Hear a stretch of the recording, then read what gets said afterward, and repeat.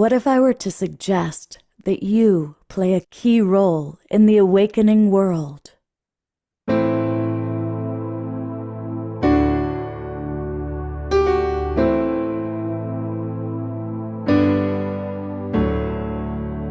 that you are watching this because you have heard the call.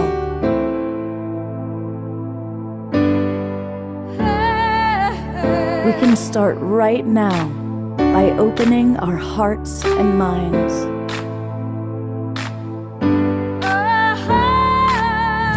Welcome to the awakening world.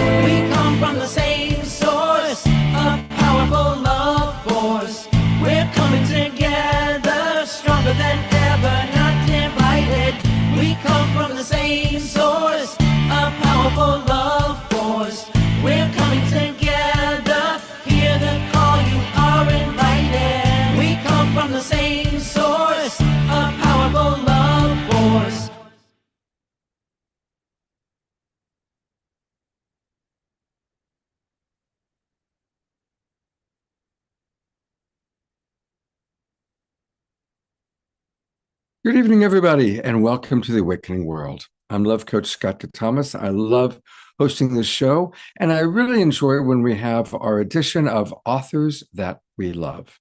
And tonight you're going to meet four extraordinary human beings, each of whom is really on the cutting edge of consciousness. And we're going to meet them, learn about their new books, and have a dynamic conversation. And I will introduce each one of them one at a time a little bit later on in the show. But to get us rocking and rolling and moving and grooving, we're going to start the show, as we always do, with our beloved house musical artist, the inimitable, the extraordinary, the beloved, Mr. Omashar. Woo. Namaste, everybody. Greetings, Facebook and YouTube and our streaming partners. How cool. Looking forward so much tonight to see what arises. It's always an amazing and beautiful surprise. So I'm going to go to my planetary logo here and press some buttons.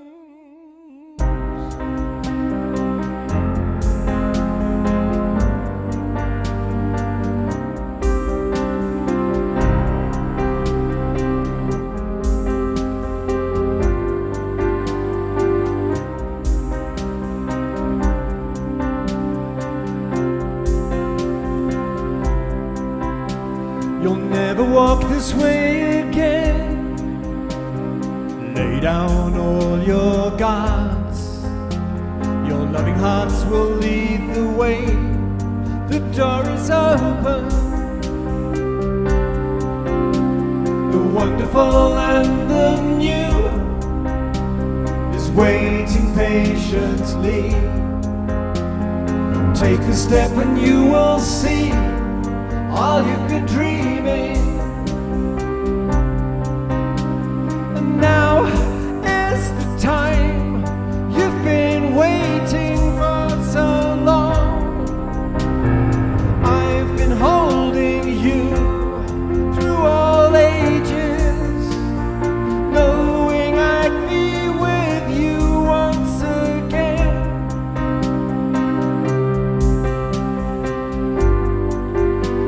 You'll never be alone again. Please take my hand in yours. I love you just the way you are.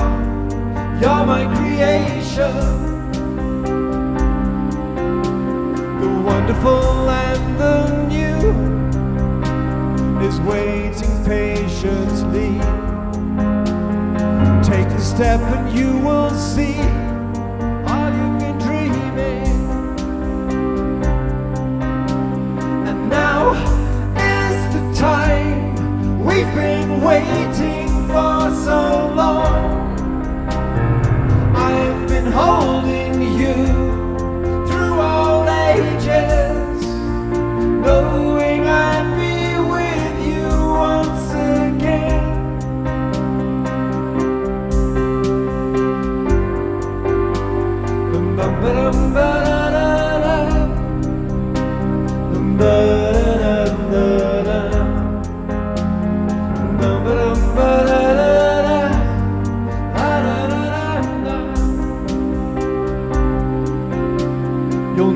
walk this way again.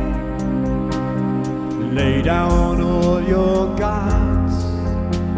Your loving hearts will lead the way. The door is open. And now is the time we've been waiting for so long. I've been holding you through all ages, knowing I'd be with you once again.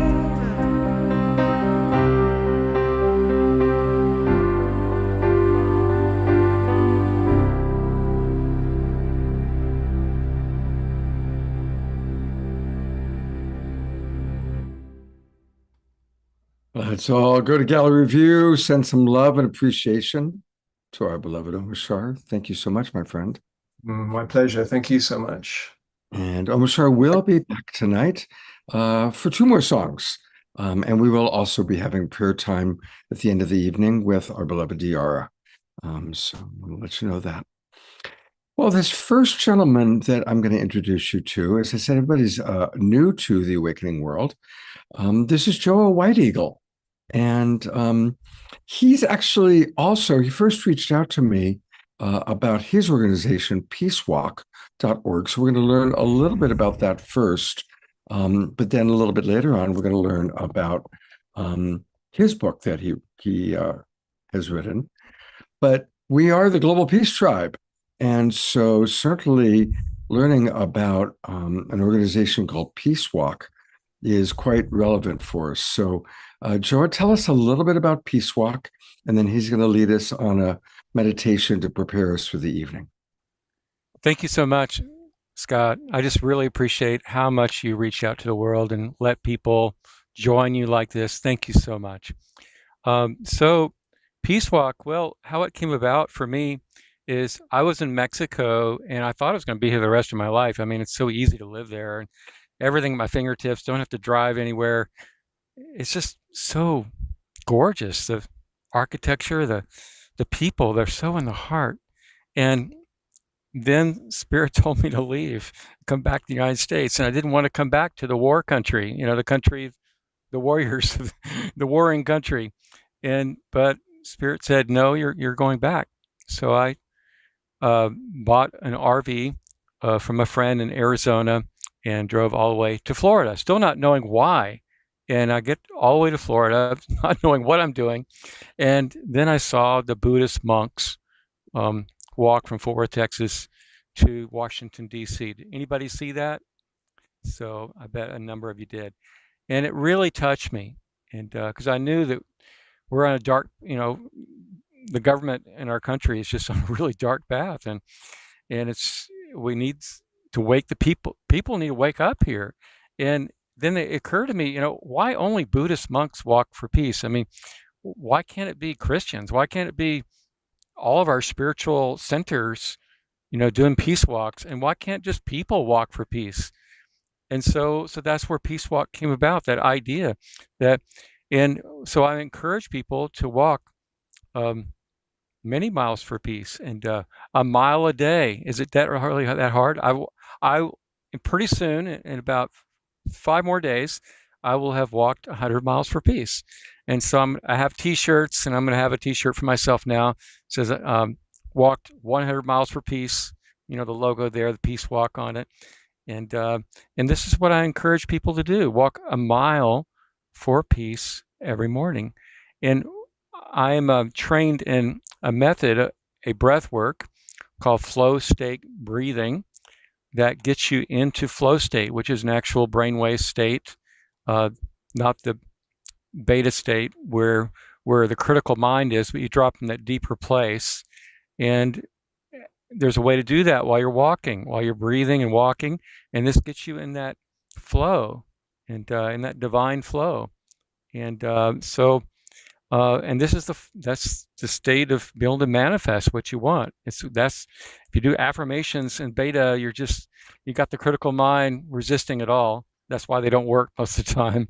But when you're in that deeper flow state, then you do affirm what you want in your life, what you're focusing on, and it manifest much faster. So Peace Walk is for our own health first, our own inner peace, to make that choice to live in peace today and to start that day off walking a mile for peace. That's simple, very simple. But look at the world. I mean, I came back to the United States and it was like leaving a color movie in Mexico to black and white coming to the United States. It's like even the cars are black and white.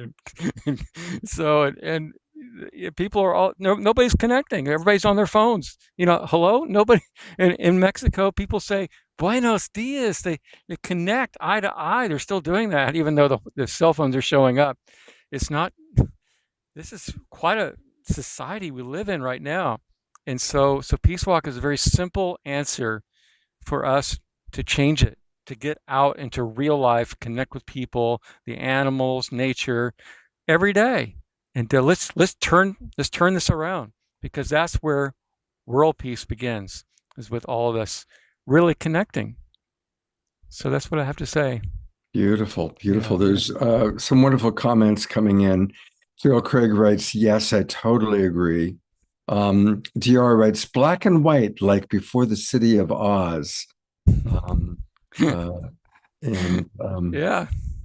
And it's, by the way, we actually carried, we had a friend of ours, Reverend Becky Suzik, who was one of the people greeting the monks when they came to Raleigh, North Carolina.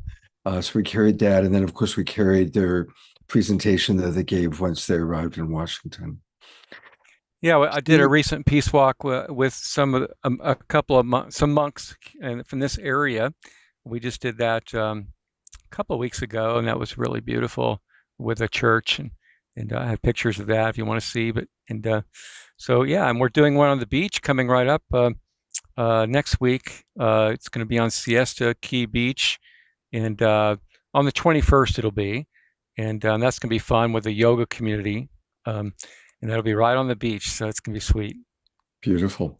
Well, we need to move forward, and I'm so appreciating that you've offered to lead a meditation for us. So take it away.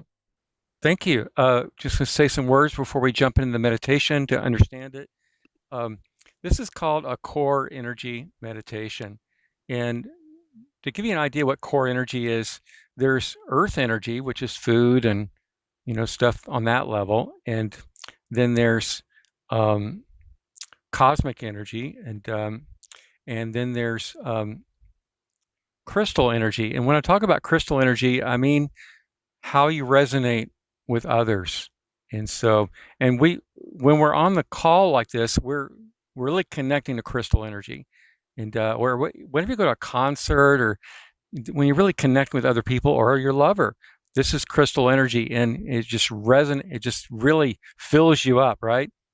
The thing is including crystal energy, even all these energies are temporary except core energy. Core energy is infinite and always available, no matter what, and it is the energy that heals you.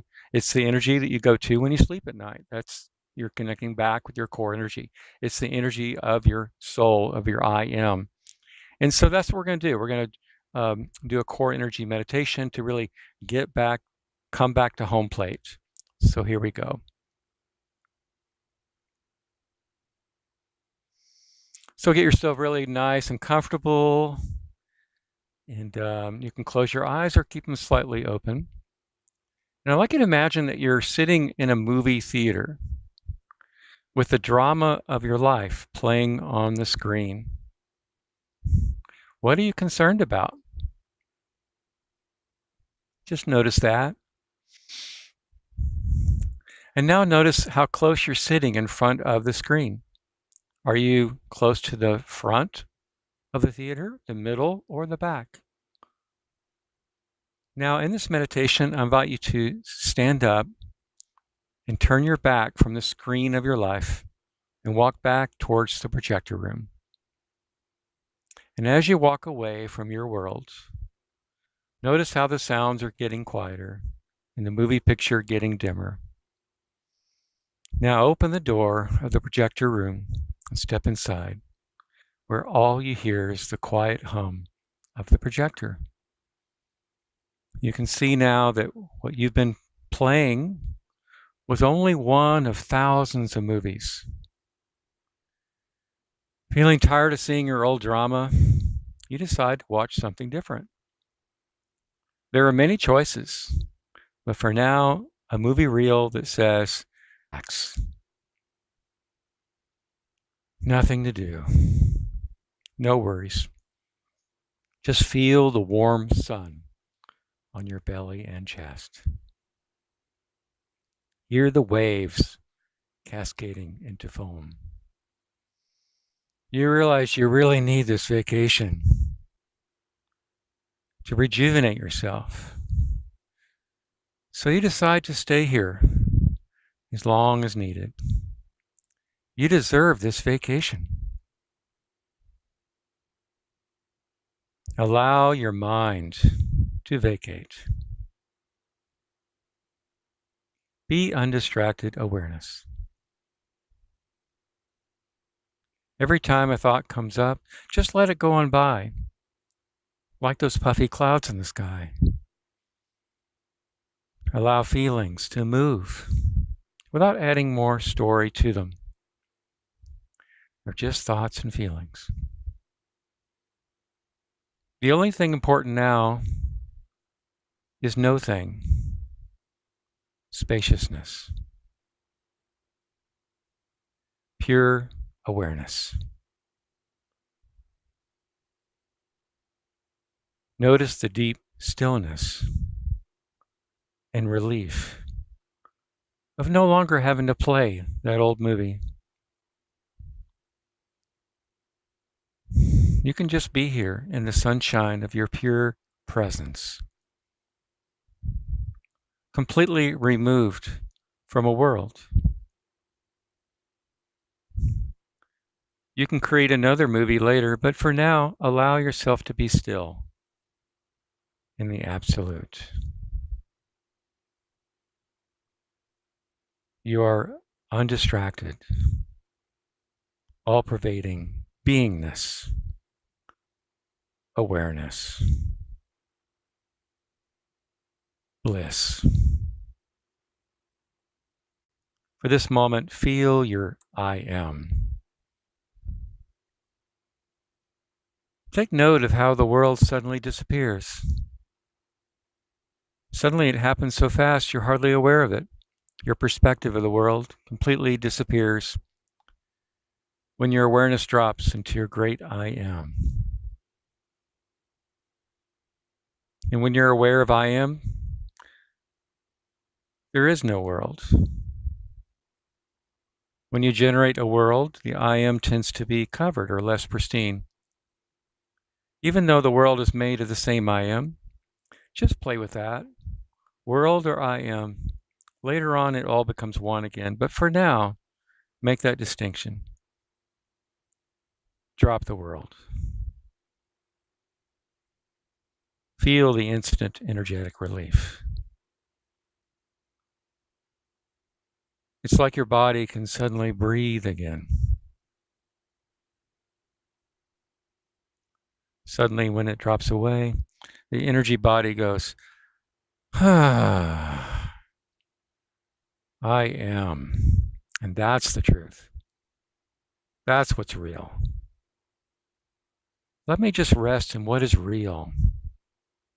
And forget about my self-consciousness that's always operational when it perceives a world.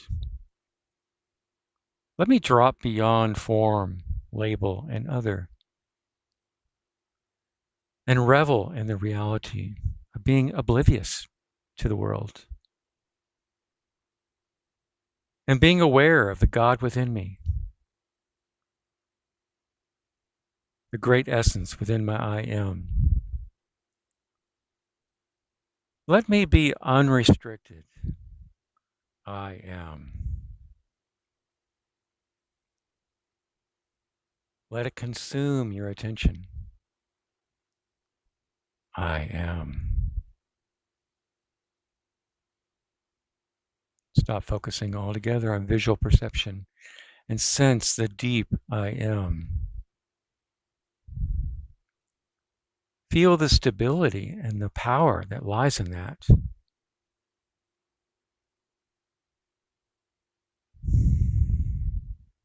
Give yourself permission to recharge, to plug back into I am that I am. I know that I know. I am pure awareness. Drop into this. It's your only responsibility now. Just remain undisturbed by your own appearances and notice the space that remains.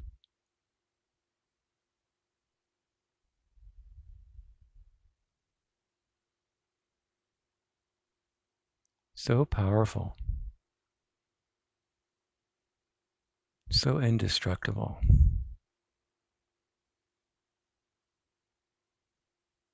So changeless. So beautifully vast. You are the eternal space. Eternal consciousness. I am. Become quieter. Only that I am. Naked, pure awareness. Isness. Being.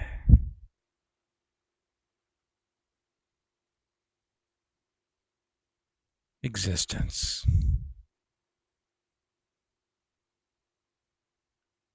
Relief.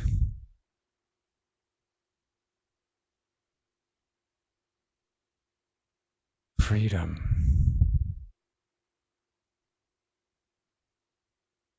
Great Spirit, I am.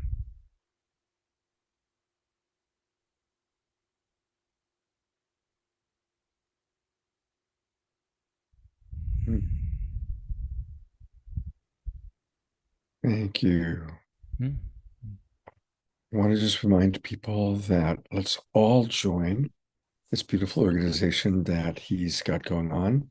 It's peace-walk.org. Peace-walk.org. And if any of you feel inspired to start your own local peace walk, pop that into the chat box. And of course, he talks about his first one in Sarasota. I also noticed that he has a Substack, which is, of course, how so many of our authors and people that are on the show get their word out. And so his Substack is thepeacepath.substack.com. So these are ways, and thank you, Joa, for getting us off to such a beautiful start. And we'll look forward to talking to you a little bit later on the show. Thank you. All right, let's meet some authors. Well, this first book, I just want to start with the title, and we're going to meet the author, Ken, in a moment. But what a perfect book for this time. Remembering Self, Seasons of the Soul Rediscovered Through Mystical Experience and Depth Psychology. And that's right along the lines, Ken, of what our people are all about. I'm going to read a little bit about the book. It's a unique exploration of the human psyche and the journey toward psycho-spiritual unity.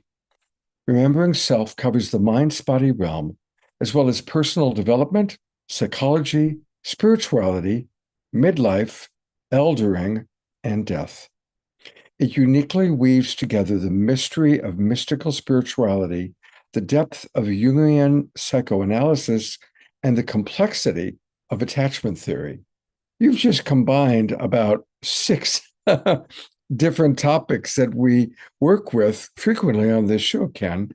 So with no further ado, it is my pleasure to bring up the author, Ken, and welcome to the Awakening World.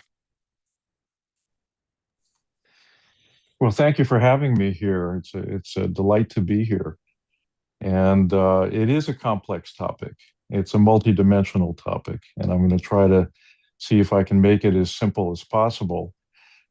given its complexity. But I want to first thank Joa for taking us in and recentering us in the depth of who we are, because that's really what the book is all about. And I think Joa just brought us to that location that we're all trying to awaken. And so, so generally the book is about awakening to who we are in this time. And it's also, it's about, as Joa was saying, returning us to the home plate. And I really love that image. But it's also about, from a Jungian and depth psychology perspective, it's about the journey through the labyrinthine process of the seasons and how we come to forget who we are, but then later in life begin to remember who we are and relink to the deeper aspects of who we are. So remembering is also, it's the memory, it's the retrieval of the soul, it's the relinking to the soul, but it's also a bringing back together the pieces of us that become cast off, that become forgotten, sometimes exiled from who we are, and gathering up all of those pieces back into their original whole. And also looking at the psyche on a very multidimensional level, and understanding that the self is a multidimensional phenomenon. It isn't just the small self. It isn't just the self with the big S, the deep self, the energetic unity of unity awareness of deeper being, but all of these dimensions interacting together, because we are living in a human matrix. We are living a human life.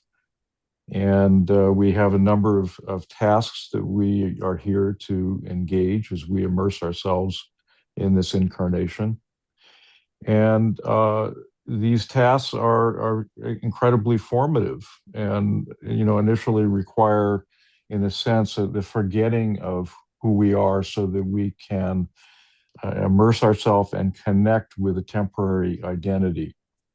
And this temporary identity is necessary to begin to join the human project, to bond into the human world, to attach to primary caregivers, to become part of the human project, the human community, and to engage in the collective system that we're a part of, or at least we're trying to interact with in some effective way.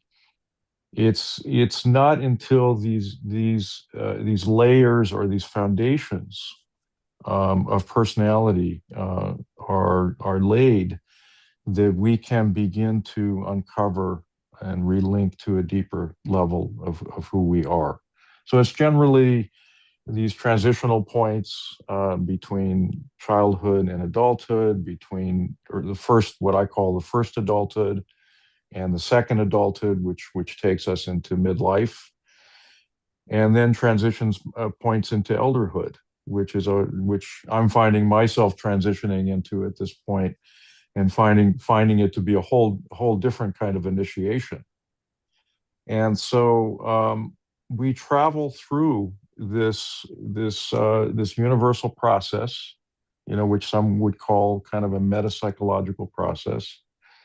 And there are universal tasks that we engage, as we begin to make, conscious efforts to, as Joe was doing, to recenter, but also to consciously bring forward the deeper aspects of being, so that they begin to live into life, and they begin to inform us.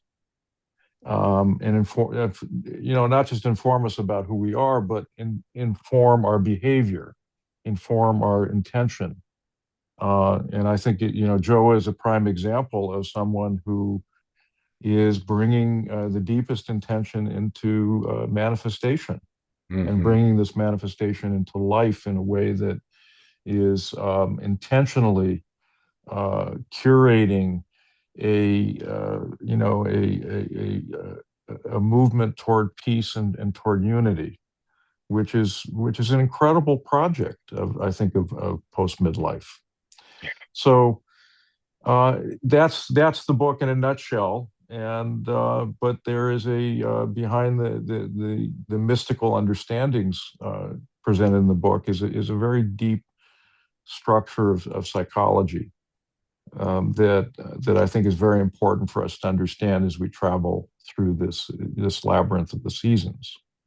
I want to read a couple comments that have come in from our audience, and then I've got some questions for you. Sure. Carol Craig writes, reading your book's description page, I am fascinated by this topic, Ken. And Tiara writes, yes, from unity of self to a part for discovery, and then to a final higher and deeper version of self. Ken, this is a great example of living a consciously aware life. So you're already getting some good feedback from our people. So my question for you, because it's your first time on the show, so getting acquainted, you have 4 decades as a clinical psychologist, which is a very intellectual approach to reality.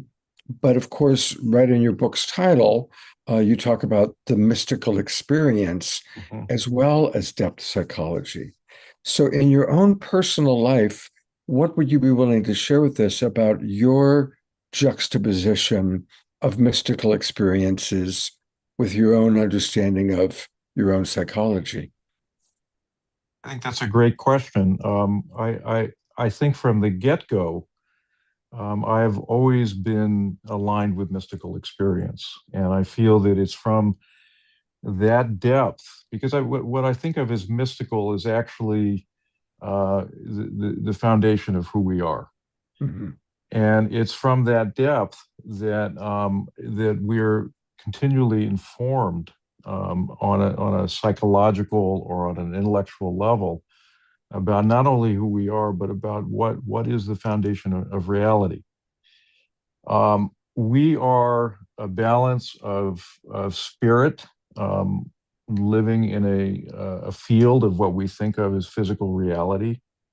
And it's the alchemy of these two levels of who we are that come together and bring about, I think, the sense of wisdom that we're and soul evolution that we're here to gain. And it's been my experiences, and I have to say, some has been informed by just living into life and through a deeper receiving, some through psychedelic experiences, which have widened the lens of experience. And it's this widened lens that I've learned how to settle into that has actually, informed my sensibilities as a psychologist and as a clinician who works with people on all levels. So, would you like, Scott, a particular example of this? Is that what you're? Yeah, that would be wonderful. For? Yes, please. I think that when I began to write this book many years ago, and I felt called to this book, and I think that's the first level of experiences. This has been a calling for many years. And when I decided to write it, I decided not to write it from a research or a theoretical position. I decided to write it from a receiving position, and I found myself engaging questions and grappling with deep issues that I really didn't have the full understanding of, and my profession has not brought light to these understandings. So, in taking walks and traveling through the woods and asking questions, I found myself in deep contact with what I would consider to be helpers, and I think at first they felt like they were coming from other levels or other dimensions, and I began to realize it was a mix of things. It was a mix of these helpers, maybe soul guides, but also a deeper contact with with my soul and my connection to source, that was bringing forward information that was what I would say is beyond my pay grade in many respects. And so I listened into this for many years, and the book is a result of this listening, this mystical gathering, this mystical reception, and then beginning to bring it into a framework and an understanding of clinical theory that began to make sense for me. And I don't want to throw the theory out, the baby out with the bathwater, because I think that these theoretical structures are very important for us in guiding us and providing maps for us. But they don't contain the deeper perennial information that exists for us on the greatest depths of source. So that's the only way I can explain it to you. Yeah.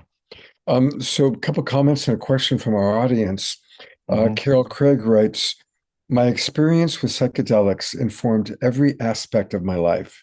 It's impossible for not to expand your perspective.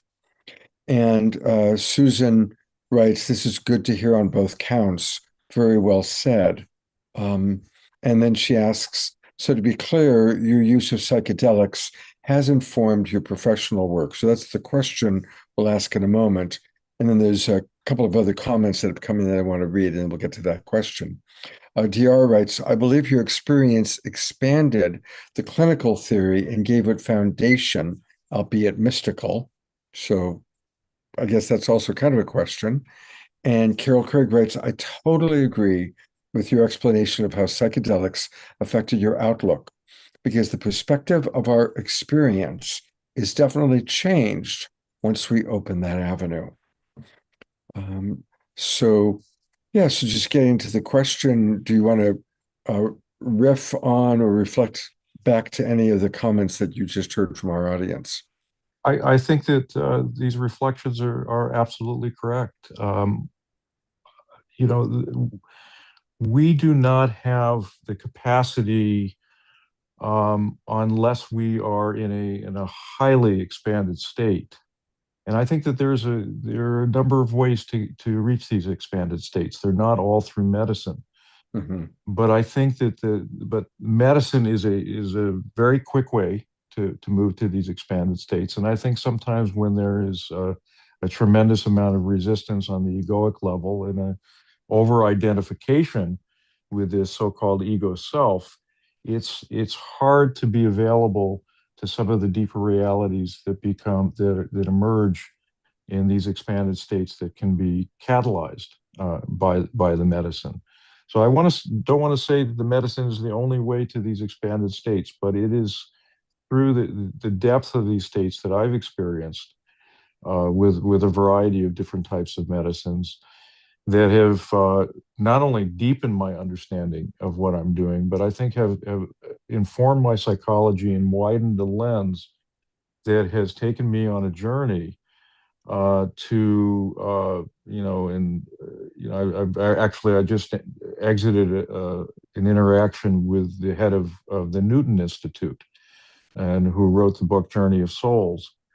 And we're actually talking about creating an expanded theoretical structure that includes Newton's work in the overall idea of what psychology is. And I think that metaphysical approaches, and I think the metaphysical approach that was expounded on by Michael Newton very well, have been seen as a little bit fringy in the clinical world. And I don't see them as fringy at all. I actually see them as his view is foundational. Mm-hmm. And I think takes us back to the origins of psychology, which were Hermetic, which were based in so many of Plato's ideas of transcendent essences. So we were very grounded in the idea that everything arises and emerges from the source thousands of years ago, and we forgot our original teachings. Mm-hmm. And when we began our clinical foundations in the early 20th century, we started out from kind of a scientific point of view, and it was not considered legitimate unless it adhere to certain scientific epistemologies. And so I think what's happening is little by little, we are expanding the lens. Jung expanded the lens a little bit further. Groff and Wilber and those who are the founders of the transpersonal schools, and based a lot in psychedelic work. And I was a dear friend of Houston Smith's, and I knew Ram Dass, and many of these current perspectives are now moving away from what we think of as metaphysics, and we're integrating them into what we think of is the whole picture of the psyche, because there is no separation. And so to say that something's physical and something's metaphysical and something's psychological, we're just talking about different dimensions of the same whole. Yeah. And so we want to bring it all in, and we want to create a perspective that integrates all of these ideas and technologies into a systematic theoretical structure. And that's something that we're trying to do with the Newton Institute at this point. Beautiful, very exciting. Well, boy, there's a lot I'd love to talk to you about. I had the good fortune to become friends with Ram Dass and meditate with him, and we co-created a camp together. And there's so many things I would love to talk to you about, but we need to move on to our next guest. But just one more time, of course, we're going to have a roundtable conversation, so we'll talk to Ken a little bit more then. But again, his book, Remembering Self. And Ken, I really am enjoying all that you have to say, and there's so much more that is so relevant to our audience. Eldering, we should do a whole show just on eldering, because a lot of us are moving into that time or have moved into that I'm time. here for that. My first book was called Elders on Love. And it's all about, the consciousness and cultivation and expression of love from the standpoint of an elder's point of view. And all right. so Next authors that we love, I'm going to bring you back for that one. Okay. Right. Yeah, Very good. Well, thank you. All right. Thank you. Thank you very much. All right. This is really an abundance of riches tonight. We've got so many fascinating people with us. And next up is Liza Rankow. And she is, as you see, a writer, healer, and activist. She's an interfaith minister, and we've got several interfaith ministers in our audience, Liza. She's also the founder and former executive director of the One Life Institute, which has nurtured the well-being of frontline change makers. We've got quite a few frontline change makers in our audience as well. And tonight we're talking about her book, and just the title alone grabbed me: Soul Medicine for a Fractured World, Healing, Justice, and the Path of Wholeness.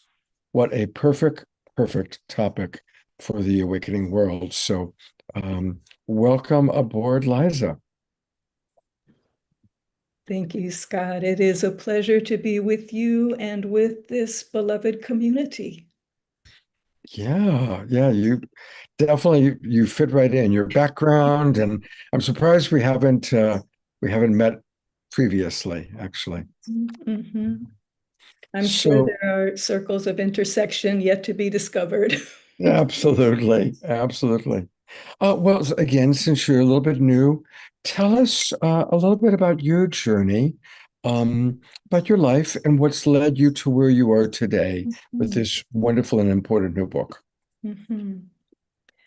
Well, I would say that throughout my life, my voice is doing interesting things tonight. Not sure why, but I ask you to bear with me. But there have really been three core elements that have woven through my life, both personally and professionally. And that's spirituality, healing, and social justice. You mentioned One Life Institute, which really sat at the intersection of those three. And even from my childhood, when I was in third grade, I had what I thought of as an underground newspaper called The Dove, which was my protest response to the war in Vietnam.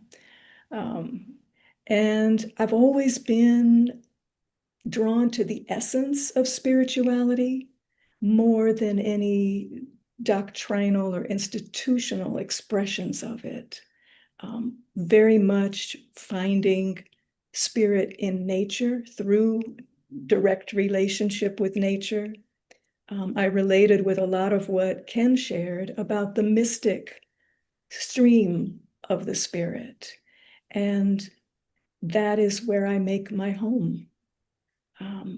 The book is also an expression of those three and really looks at the times that we're in, times of such devastating ecological, political, and social upheaval, and explores how we can meet all of this with what is deepest within us, right? How we can live with purpose and meaning, not just in spite of the crises, but as our response to them.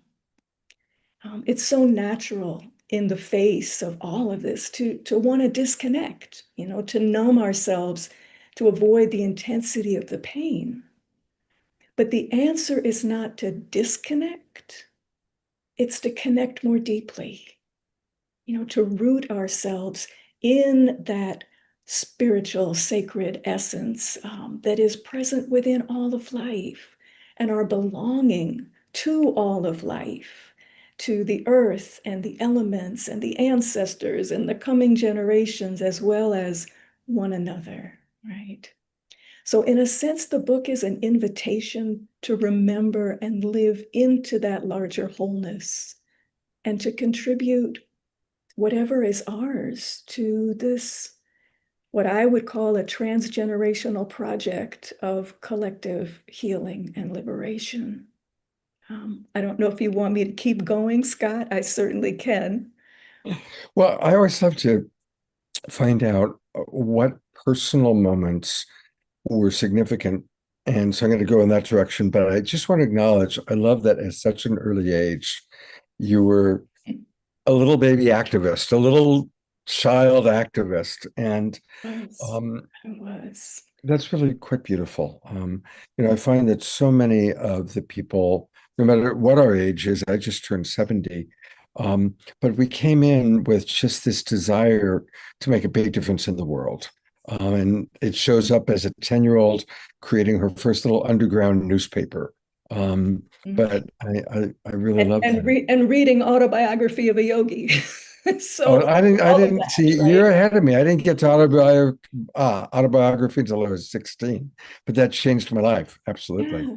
But I part of writing the book was the opportunity to really go back and reflect on the full breadth of my life journey.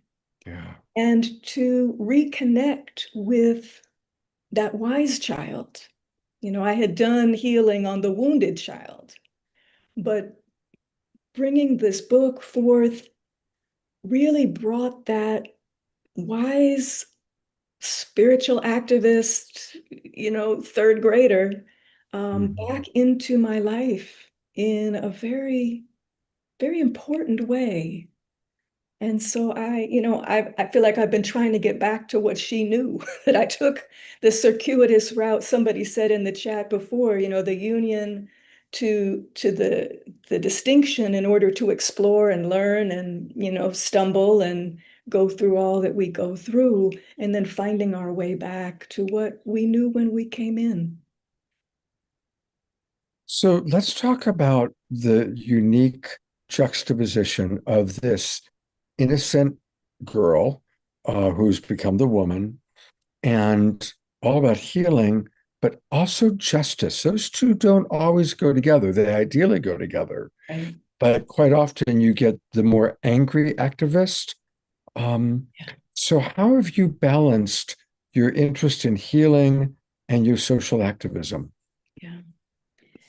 Well, part of my circuitous journey was forgetting that integration and going between the two, right? Periods of deep spiritual exploration, healing, communion, and periods of, assertive in the streets, social justice work, and suffering the ravages of that schism. Mm. And it was really over time of necessity to rediscover their integration, that they're more like the in-breath and the out-breath.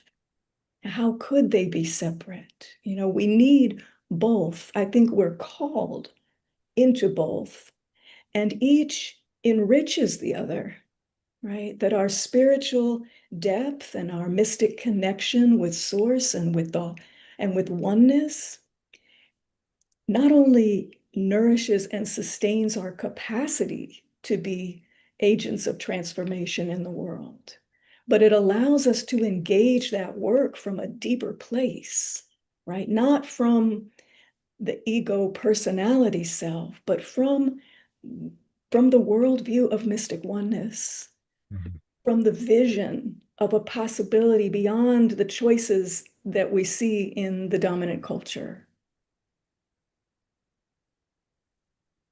Question I like to ask my friends that are activists: how are you doing with keeping your spirits up given the state of the world?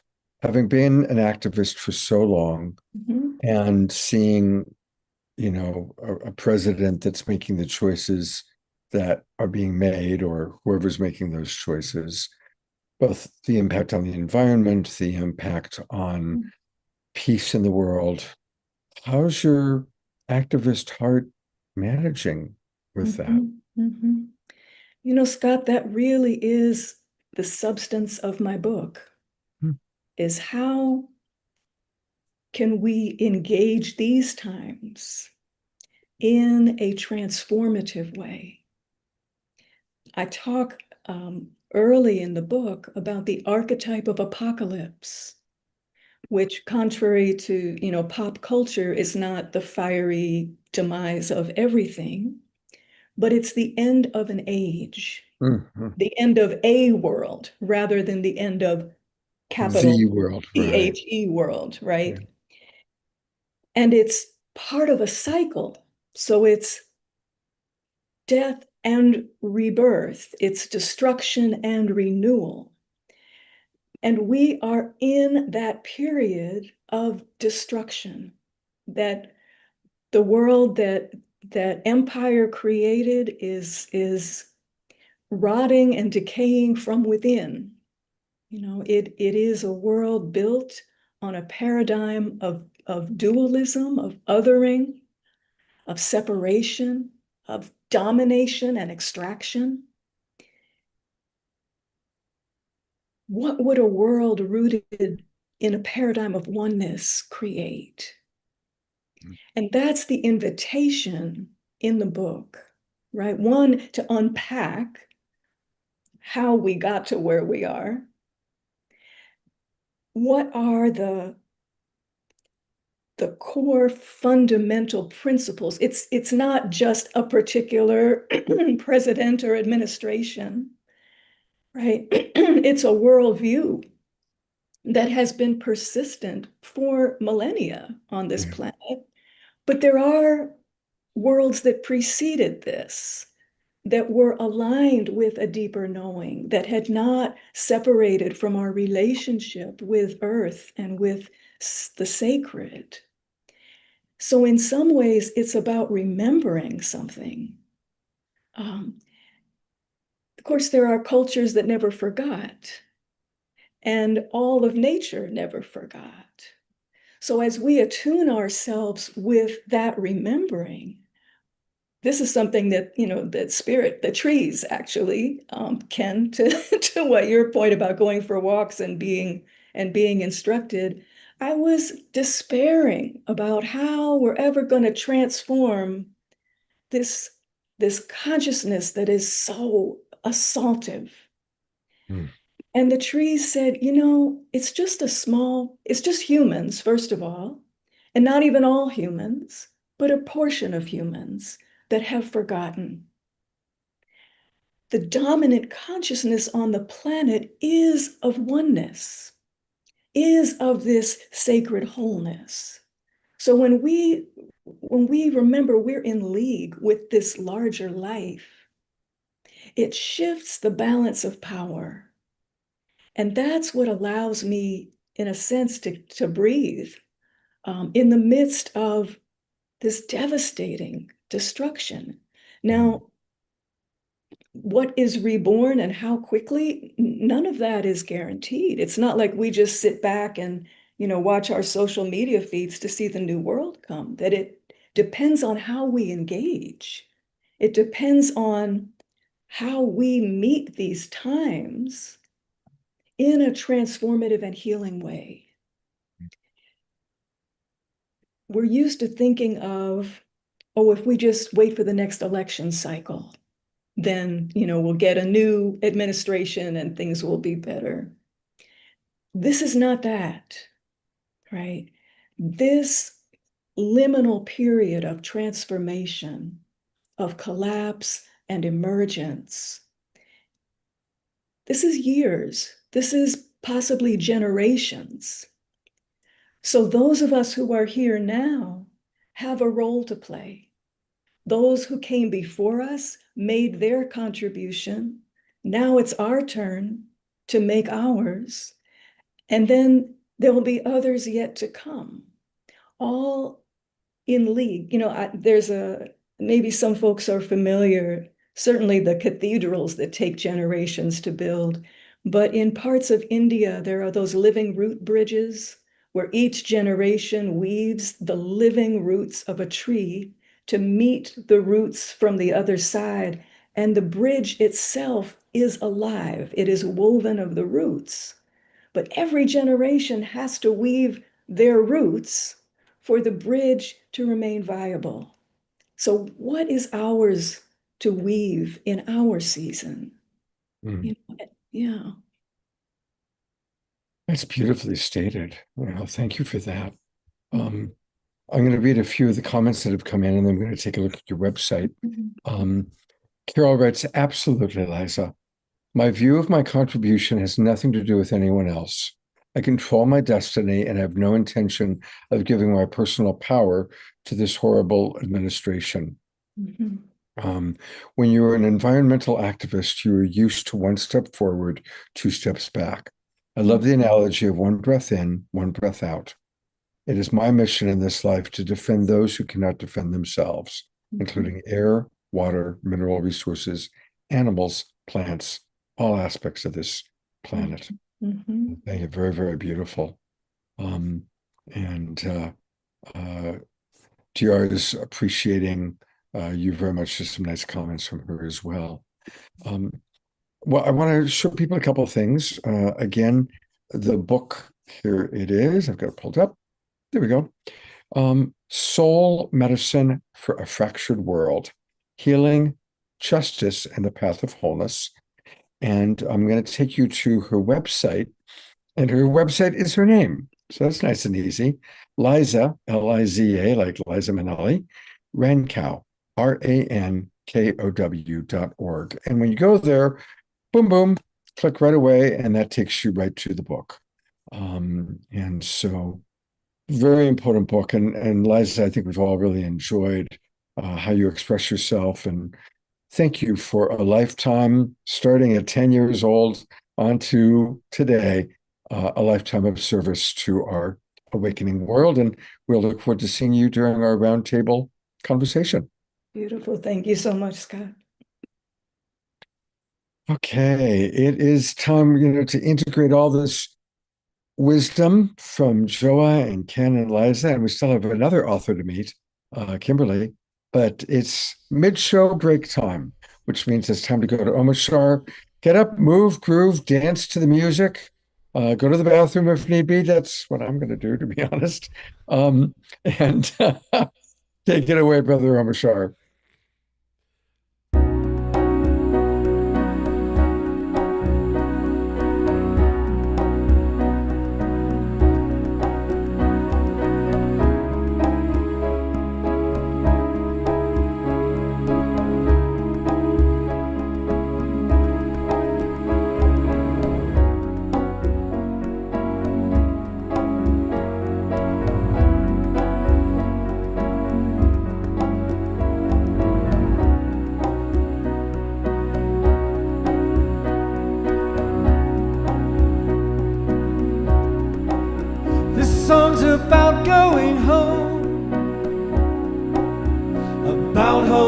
hopes and dreams, the ones that open your eyes, yet you rarely realize what they are doing with you. It's time to look where we're going and choose our destiny. It's our attitude in life that leaves us open to all kinds of things. This is the journey you take on your own. There are others going with you, yet you do it all alone. All you need is courage. Spirit is with you and the outcome is assured, so there's no need to worry, no reason for fear. You will feel much lighter.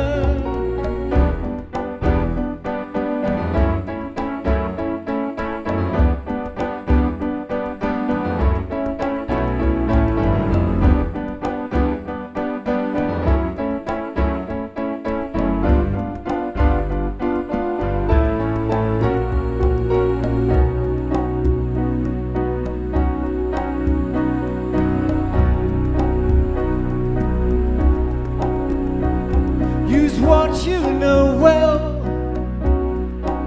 share it amongst your friends.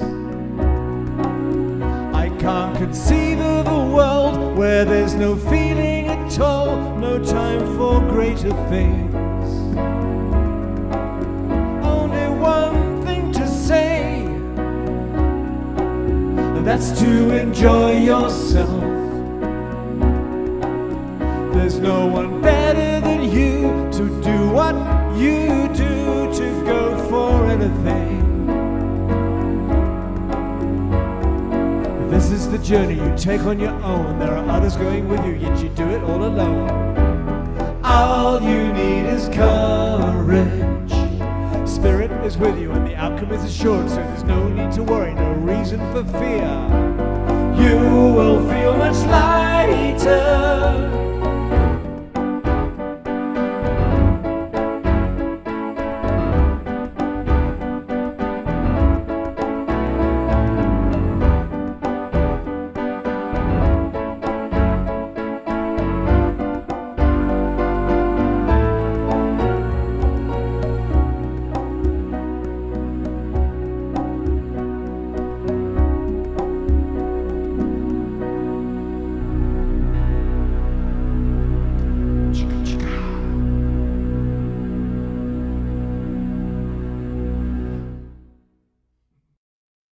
I love that song. Got to go to gallery view, Thank you. send some love and appreciation. That's such a heartfelt song. I love that one. It is. It's interesting that when I was tuning into what to bring tonight, that all heartfelt, I felt like rock and rolling it, but it shows. I mean, both Ken and Liza, holy smoke. I can't wait for Kimberly, but I'm just so touched by the reality of what they've shown and their eloquence and their ability to transmit it clearly and concisely. Thank you so much, both of you. And Joe, you rock, brother.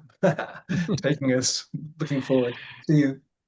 Well, for some reason, my camera just went weird, and it's literally not loading, but you'll still hear my voice, and I'm going to bring up our next author, Kimberly Engels. And welcome, Kimberly. Thank you for patiently waiting. I hope you've enjoyed meeting your fellow authors. And I'm really excited for what you're going to be sharing, because, again, it just fits right into what our show is all about. In fact, last Saturday night, our show was all about the disclosure, the beginning, the little itty bitty teeny weeny beginning of disclosure of government files. But let me read to you the name of her book. It's so perfect for us. Contact and Multi-Dimensional Subjectivity Towards Phenomenology of Disclosure. And that's what's happening. Amazing timing for us. So same question as I've asked everybody else. If you could just maybe share with our audience a little bit about your history, your background, and what has led you to writing this very important book. Yeah, so thank you so much, Scott, and I'm really happy to be here. And I actually really think that this my book ties in with the themes of the other books. And so, my history, I'm a philosophy professor. I'm still in academia.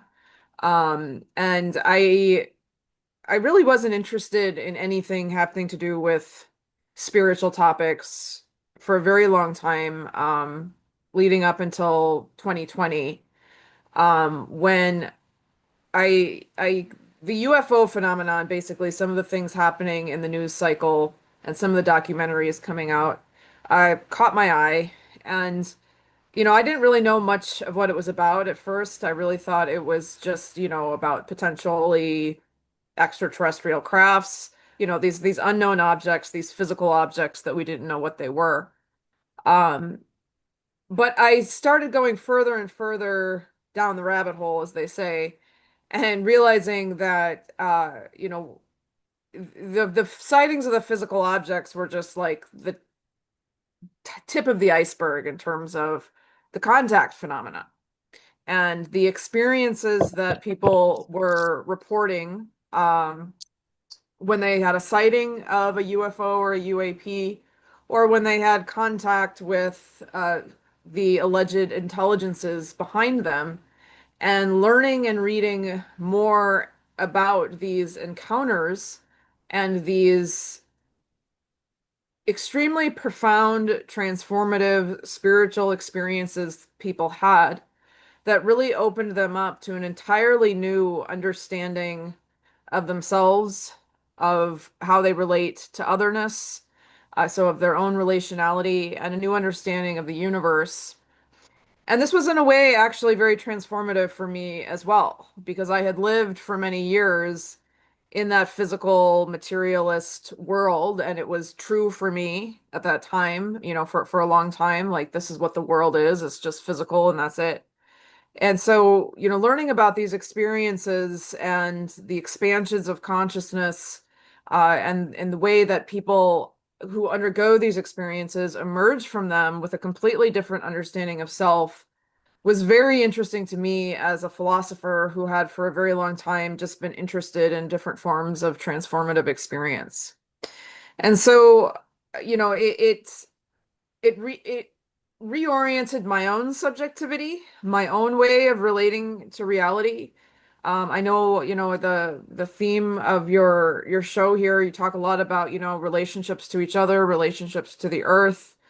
And many people who have contact encounters emerge with profoundly different relationality, both in terms of how they view others, um, having experienced often that phenomenal experience of oneness that Liza was speaking about, that deep realization that everything is one, having an expanded circle of moral considerability and moral patiency in terms of caring about the earth, caring about plants and animals as beings of moral concern, and also as understanding their life as kind of unfolding on multiple dimensions of reality simultaneously. That there's the physical self that's going through physical time and space, and then there's dimensions or layers or aspects of the self that are not identical to the body and that are kind of unfolding in an atemporal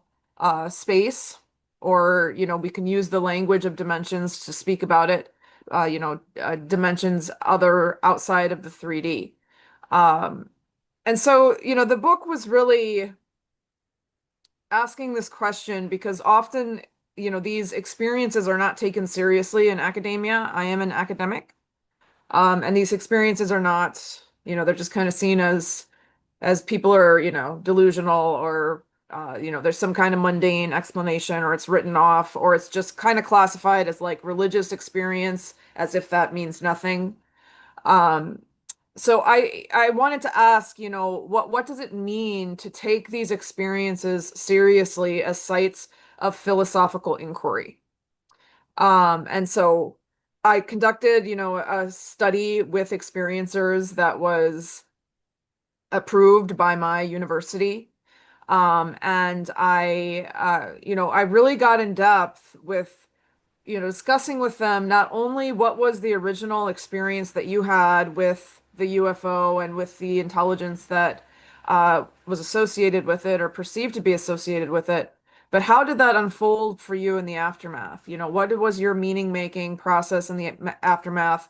What was your interpretive process? And how has this really changed the way that you fundamentally anchor yourself in reality and that you relate to others, that you relate to the earth, and that you understand who you are as a human being and who we are collectively as a human species. And the insights in it, I think, are quite profound.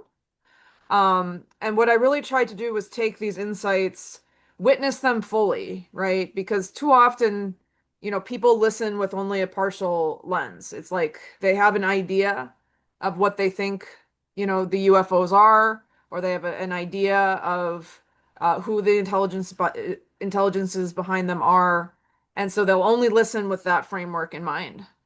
And I said, well, let's listen fully. Let's listen to all dimensions of the experience. Let's try to check our assumptions at the door as much as possible and just fully witness this experience and witness what it's doing to us and what it does to those who come into contact with it. I think that the results in some ways speak for themselves. But also what I attempted to do, or I think what I did do in the book, is put this in conversation with academic philosophy and philosophical concepts, because a lot of the changes that people go through, they have pretty sophisticated ontologies and metaphysical understandings in the aftermath that they may not necessarily have the philosophical language for. But I have the philosophical language, and I kind of put it into conversation in the later chapters, and I essentially, there's all this talk about disclosure right now, but it's talking about disclosure as like a government event, right? Where like the government is going to reveal the truth. And I ask in the book, what if we treated disclosure as something that is ongoing in these experiences? It's not something that we're waiting for. It's something that's already happening. In the contact experiences, taking them seriously as sites of inquiry that are revealing or disclosing something about ourselves and something about the world that we live in, and that as an ongoing process, then disclosure is not something that we're waiting for, some kind of authority, government to give us the truth about it. Instead, disclosure is something that is happening right now when we listen to the experiences of those who have encountered these entities and are open to the possibility of our own experiences as well. And so, it's a blend of, there's a lot of experiencer testimony. I take this testimony seriously. I acknowledge it, or I approach it phenomenologically. I don't assume to know from the outset, exactly what it is. I just want to present, what appears, how did they live it, how do they interpret it? And then again, I put it into kind of a conversation with philosophical concepts and say, what is already being disclosed to us through these experiences. Beautiful. I've got some comments to share, but here's the book for everybody to look at: Contact and Multidimensional Subjectivity Toward a Phenomenology of Disclosure. And I really like what you said, because it's true. It's not about waiting for the government to do it, although I am grateful that they're starting the process. It's a step. Yeah. But you're right, disclosure's been happening. I've been involved in this for a very long time. Back in 1996, I was hired to do all the UFO stories for a nationally broadcast television show called The Borderline. And during those years, I interviewed 8 former astronauts, 30 former military officials. And way back then, we were waiting for disclosure. Disclosure, right? Yeah. Right.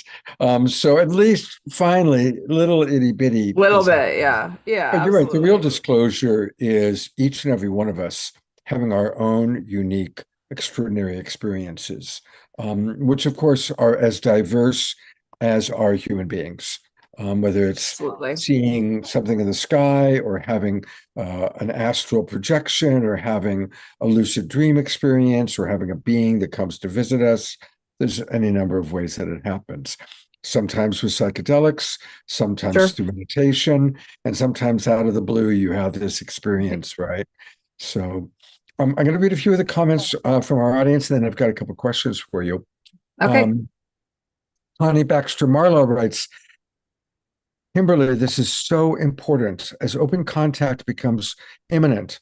And then she reminds everybody about their 30-minute episode, Cosmic Contact, from their In Search of the Future series. I recently hosted one of those roundtables for them, and it was great. We had Danny Sheehan and all sorts of interesting people.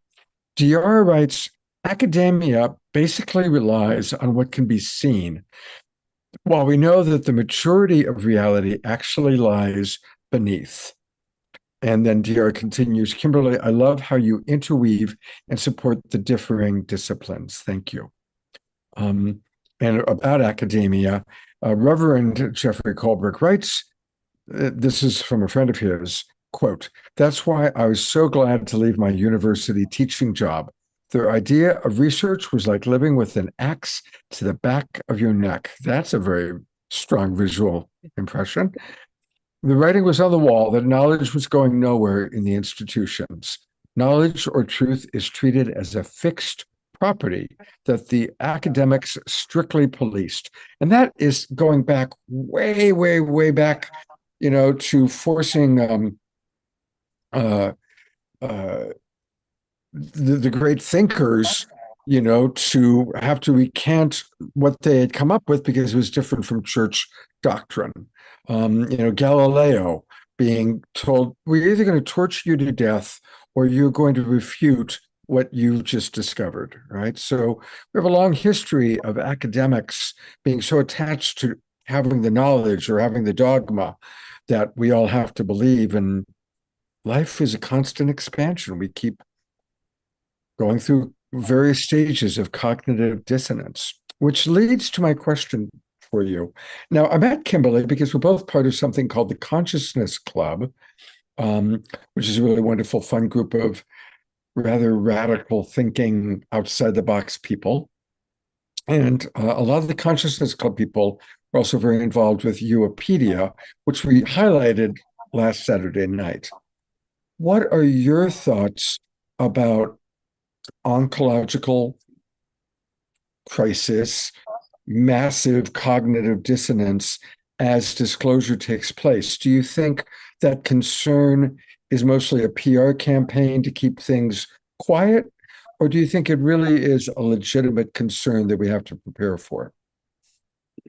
Yeah, so I mean, that's an interesting question. And going back to what the comment that you read about, that boundary policing of academia. The first chapter of the book is called Taking Experiencers Seriously, and basically epistemic injustice and why it is so difficult to take these types of experiences seriously in the academy. And I talk a lot about those very problems, like the policing, the gatekeeping around what knowledge is, the idea that the scientific method is the only way to produce truth, and that everything, has to be physical and proven, and that, science can give a picture of the entire scope of reality, when we all know that it can give us an understanding of the physical reality, but a lot of reality is so much bigger than that, right? And there's so much more that it cannot. And so I'm very, very cognizant of those barriers. And as a philosopher, I have a little bit more flexibility than some folks in other fields. Some of my colleagues who work, in physics or astronomy, and they're at universities right now, get a much harder time, in terms of how rigid it is. Philosophy has a little bit more flexibility because I can critique those boundaries. I can talk about, the epistemic assumptions that people are making and whether those are justified or not. So I just wanted to comment about that. But to your question, I mean, I think there is a level of ontological shock that some people are going to go through. I mean, I went through my own mini version of it. That's a little bit of what I was talking about at the beginning. And I say mini, but some of it actually, there were times that it was pretty rough because I did not have a worldview that made sense for this, and I kept encountering things that were just like shattering one thing after another that I had just assumed was true. And so some people are going to be confronted with that, right? But that's also really what I talk about in the book. It's that the experiencers that I'm interviewing were not people who had worldviews where they thought that this was possible. They were ordinary people going around about their lives. Many of them even said, you know, I was an atheist or I was a materialist before this happened. And then my whole worldview got shattered when I woke up and there were entities, you know, standing at the end of my bed, and I had no idea what to make of it. And you know, it was hard, but they did it, you know. I think that there may be some growing pains as we're going through this disclosure process, and there are, for some people it is going to rupture their understanding of what reality is. But I really strongly feel that we're up to the task. Like, we can handle this. It might be, you know, it might be more difficult for some than others. I don't think there's going to be, you know, some widespread panic that, you know, we can't handle it. I think humanity can handle the truth. I think humanity can handle disclosure. I think that, you know, again, as you said, everybody's own experience and interaction with it is going to be different, and is going to be, you know, tailored to their own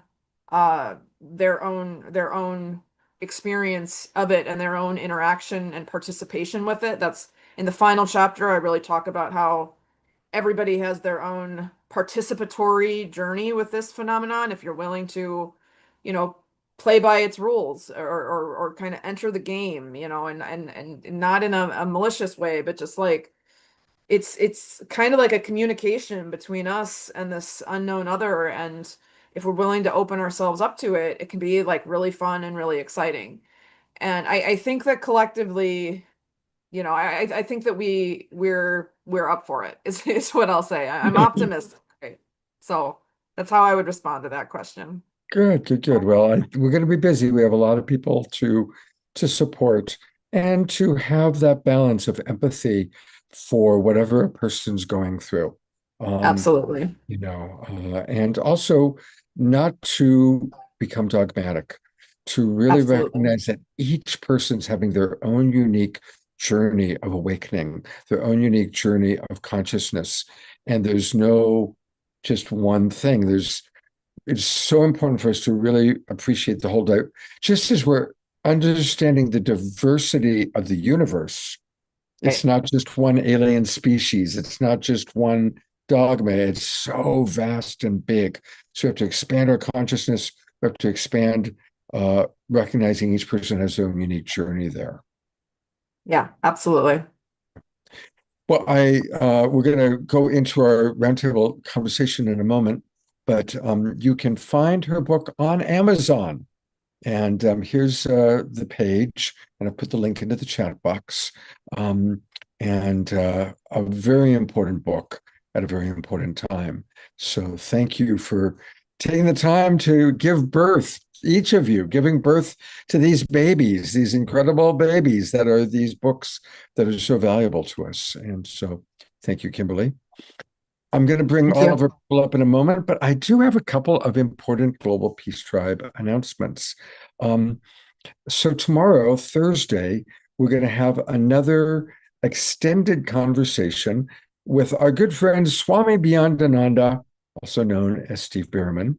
And we are going to be doing it. I'll be at the Sunrise Center.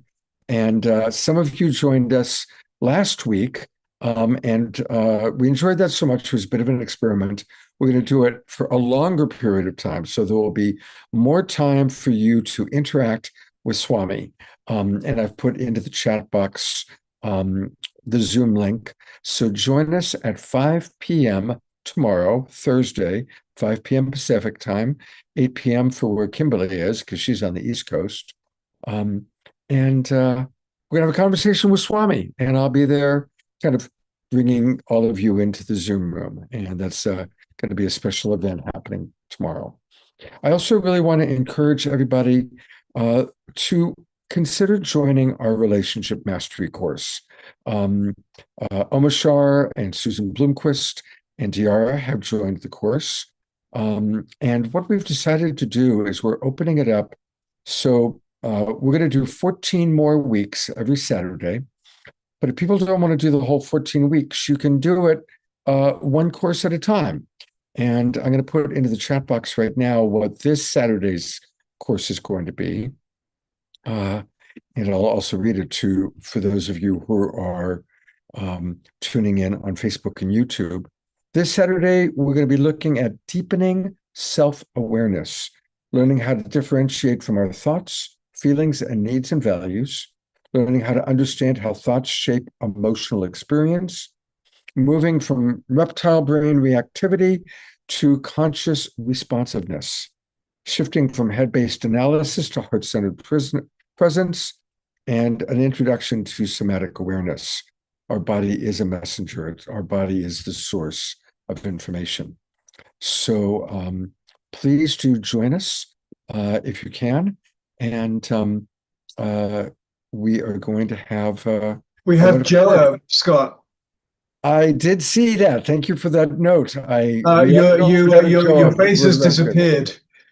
Yeah, my video, my Zoom is doing funny things. It is. So I'm having a little bit of an issue here. In fact, I'm frozen. So co-host Omashar, can you put Joa on screen, please? And I'm going to, if possible, make you host, leave, restart my computer, and come back. Okay. Because I am definitely frozen. Well, do you want to have a few introductory questions with Joa and then he can carry on whilst you go in and come out? Yeah, why don't you go ahead and have Joa share about his book?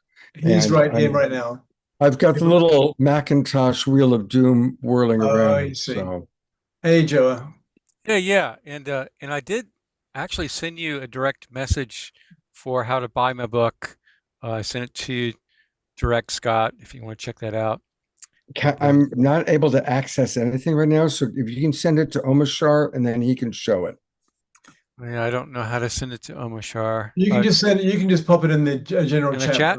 Okay. Yeah. So let me just do that real quick here.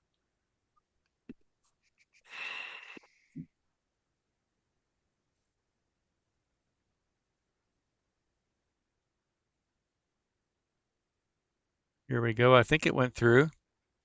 Awesome. Good. All right. So my book is called The Sexual Integrity Handbook, Journey from Imbalance to True Love. And it's a channeled book. Master Tobias and Saint Germain, my higher self as well. And the remedy for the imbalance comes from the goddess Isis, and it's really fantastic. So the book starts off with revealing the 6 major spiritual discourses, disclosures. So we have spiritual disclosures that are changing everything, both internally with ourselves. And the first spiritual disclosure happened in 1930. The I Am teachings, the I Am wisdom was finally given to the common people at Mount Shasta, California. Saint Germain brought that forth to Guy Ballard, and the I Am discourses were published. And so many of the teachers in our New Age draw from that information. And the basics of the I Am teachings are I am that I am. And it's not obscure information, it's what it is. I am God, I am source. That's what I really am. And as we focus on that, it completely changes your life. You really shift your life from being a human trying to have a spiritual experience to realizing you are that I am. You are that soul, that infinite soul, here to transform your human experience. It completely changes your life to really focus on what you really are. And so we have to own the human, own the body. But we're not the body. We're not the human. We are the I am. We are perfection. We are amazing. We're beautiful always, innocent always. So that's the first spiritual disclosure that happened in 1930. And because all that time before this, that information was removed by the Roman Catholic Church, 90-something% of it. Jesus said, "I am the way, the truth, and the life," and many other I am statements, not to claim it as him alone, but this is what you do when you realize you're here to realize you are that great I am. The Father and you are also one. Back in those days, he called it the Father. It's the same thing as the I am. Everything was masculine back then. So anyway, so the second disclosure, I hope you can still hear me. The second disclosure is the law of attraction. So that hit really big, the law of attraction and different spin-offs of that. And then actually there's 12 spiritual laws, which we teach in our school. I have a college, and so it used to be called the I Am University of Mount Shasta, then the I Am University of Spiritual Psychology. But now we recently changed it to the Spiritual Leadership Academy. And it's just online now. It's live online, though, always face-to-face interaction. So, and I have 2 master's degrees in spiritual psychology, and that completely changed my life. And so anyway, this is what I educate. And every week, Wednesday, we have classes, and for the last 14 years, since 2012. And so, so back to the book. The third disclosure, this major spiritual disclosure, is what this book is about. What is that? It is the return of the divine feminine to balance the masculine. And this is huge. And so what we've had this war between the masculine and feminine energies since the beginning of humanity. And it's really, I'm convinced, the root of most conflict. So let me back up here and explain what I believe the real, or the energetic cross is from the Christianity. And the cross is the unification at the heart, the unification of the higher self and the human self, and the masculine and the feminine at the heart. And when we unify in both ways, this brings us into Christ consciousness or Buddha consciousness. And so this book is very focused on the masculine feminine, because that's the final piece here. There's a lot of people who have been working already on merging the higher self with the human self. And we do that in our school through what's called inner bonding. It's an amazing process. And healing the wounded child with the spiritually connected adult. So this book is about unifying the masculine and feminine. So there's all this talk about how important polarity is. Well, it's there, and polarity is important for attraction. So it's what starts a relationship. But I believe the real purpose of relationship is to feel our unity. And so now this book is not about becoming androgynous, even though the soul itself is more androgynous. But it's perfectly fine to be a man or be a woman as long as you're loving your opposite. This is what balances you. This idea that there's a divine feminine or divine masculine that's by itself, it's not true. It's ego. You got that? I really want to make that point. There is no divine feminine or divine masculine if it's separate from the opposite. It's ego. That's ego. It's totally ego. So we're here to unify. So this is the wholeness that we're choosing to remember and live. And so this book is about how to do that, but it's also about the history, so you really get how much suffering we've been creating. It's the cause of suffering. And, it all started in the very beginning. It all started with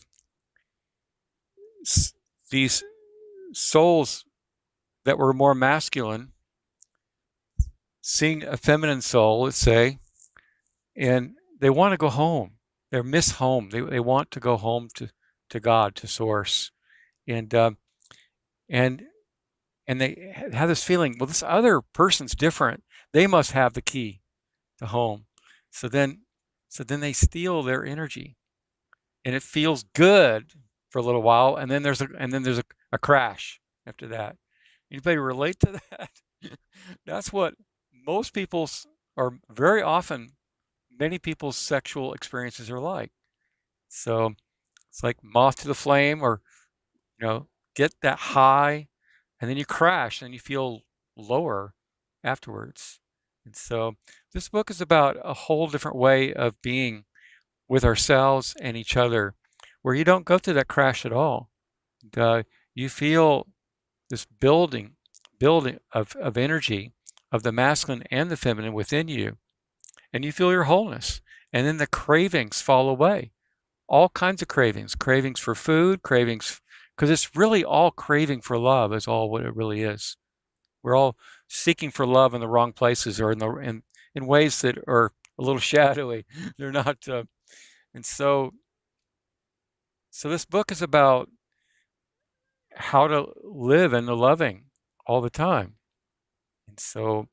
and how to feel the balance of the masculine and feminine. When the masculine and feminine is out of balance, we'll argue with each other.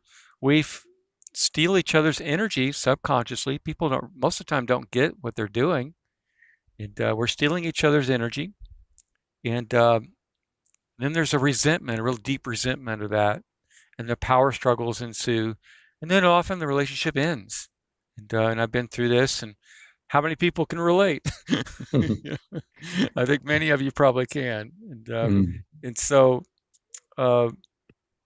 this book is about remembering our wholeness, truly, and learning how to experience that on the body level, absolutely on the body level, to embody the divine feminine marriage with each other. And the book starts off with an amazing process that you can do at home tonight or tomorrow. It's called Talking Hands. So you put your hands in front of yourself, and then you say, okay, this is my masculine. Hello, masculine. This is my feminine. Hello, feminine. And then you have them talk to each other. And you just let them talk back and forth to each other. And what happens is people are amazed that very often there's an argument. They're not really getting along. They're not really working with each other. And so then they have to work it out. And as they start to finally get some resolution, the hands come a little closer together. But you can't fake it. It's got to be real. And eventually you get to, they're together. So when you're ready for that. And so, because what's happening out here is an outpicturing of these inner conflicts that we're really going on inside ourselves. It's happened so many times with my clients and students that when we see this argument going on, and then at the end they go, my God, that's the same kind of argument I've been having with my husband, the same exact argument. So it was all going on inside of me. So this is what we're waking up to, is peace has to begin within, and this book helps you see how to heal it. Beautiful. I want to take people one more time to where you can find it. Here it is. And if you go to miraclecoach.com/sexual-integrity ebook, right off the bat, you can get it. It's The Journey from Imbalance to True Love, the Sexual Integrity Handbook. And I really appreciate, Joa, that you've taken the time to write this and share about it.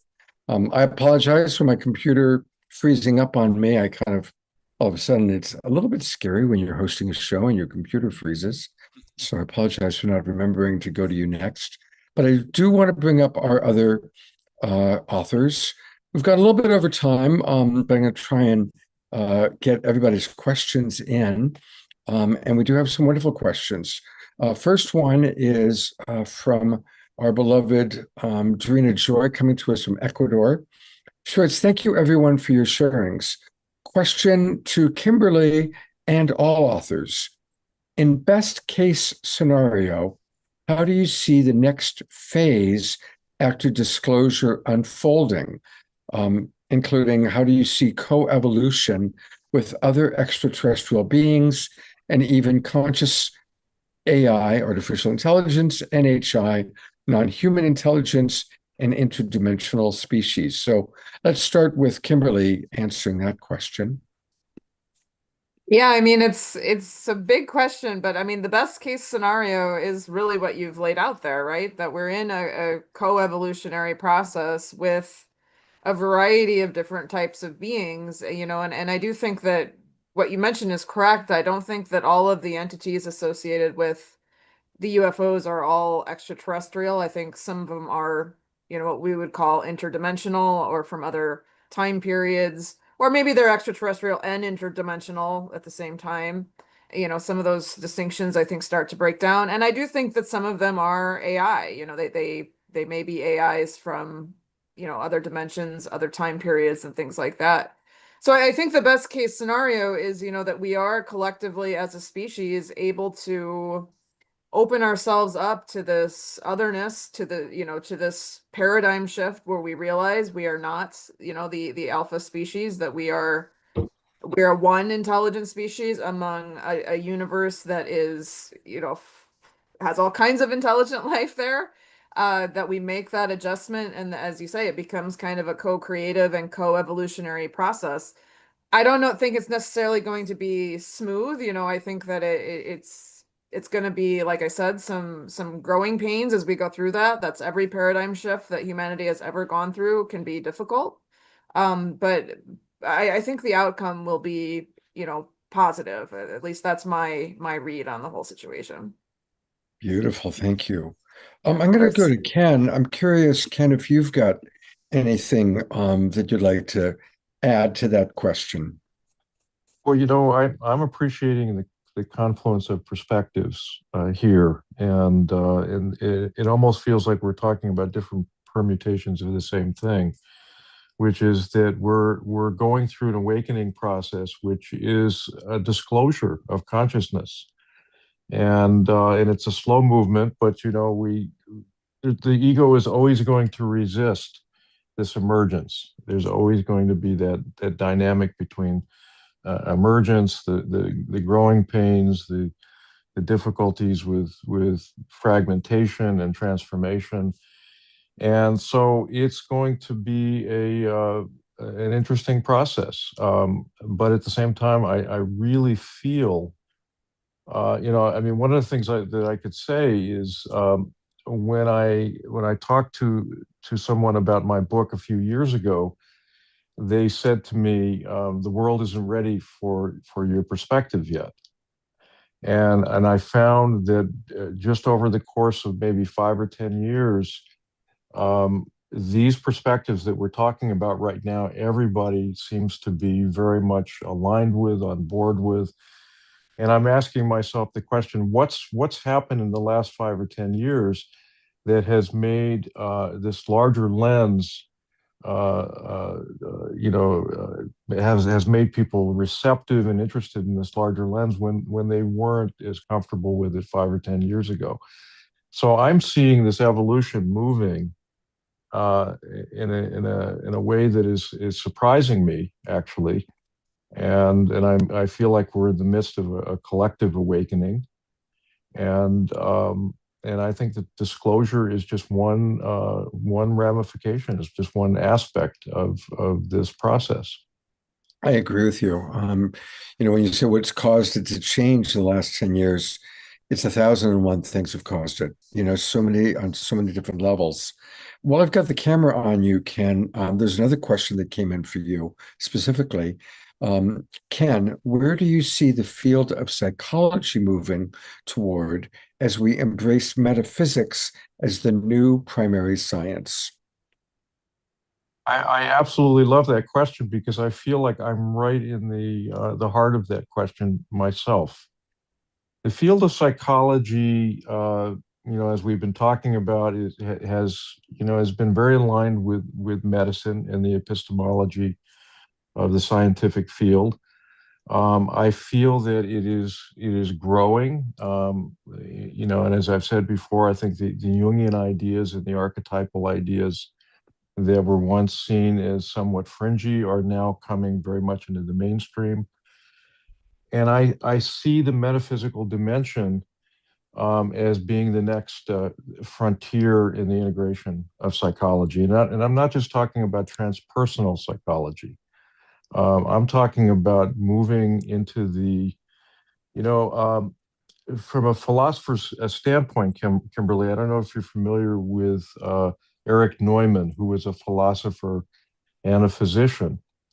And he talked about the different reality fields. I don't know if you're familiar with his ideas, but he talked about the physical reality field, the archetypal field, and what he called the self field, which is very much the field of energy, what we think of as metaphysics. And I think now in quantum, physics, they're exploring this and detailing it much more on a scientific level. But I think that what's happening is we're moving into that field of energy now, and we're discovering that within that field of energy are worlds of phenomena that we're now just beginning to articulate. And I think that if anybody's familiar with Michael Newton's work, Journey of Souls, and the Newton's work, they've articulated this metaphysical dimension and researched it in ways that very few people have. And I think that what we're trying to do now is we're trying to bring a deeper understanding of the self field, which is the field of energy, the unitary field outside of space and time, as you were indicating, that's beyond the temporal field.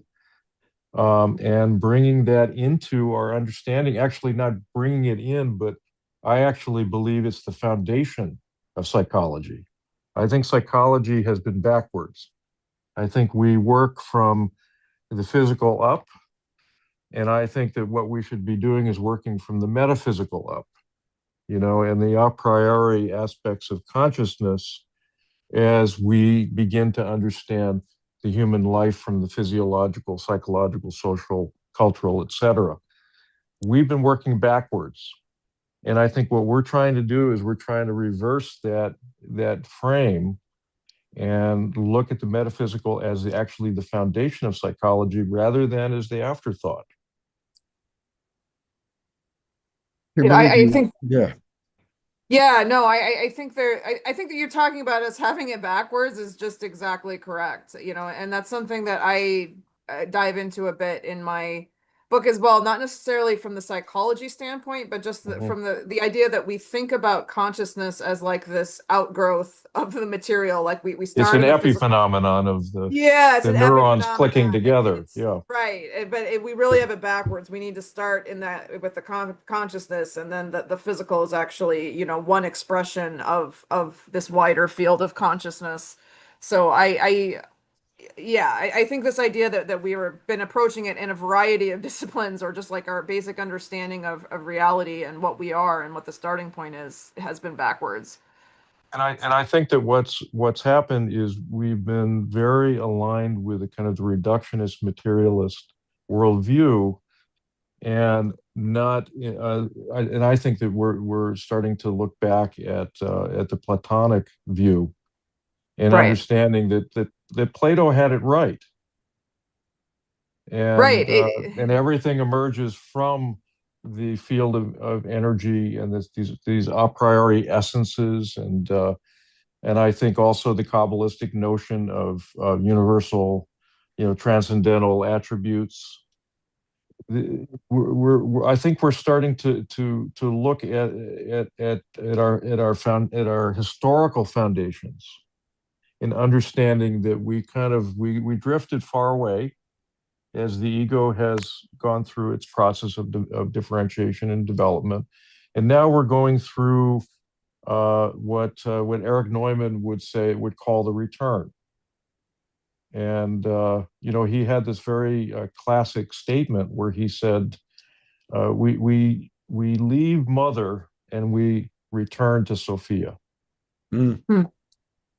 And we leave the Mother and we return to the Divine Feminine, and that is the universal process that we have to go through in order to come back to the Divine Feminine. Beautiful. I'm going to bring Liza up because we haven't heard from her for a little while. And the question for you that one of our people has asked is, Liza, how do you see sacred activism evolving?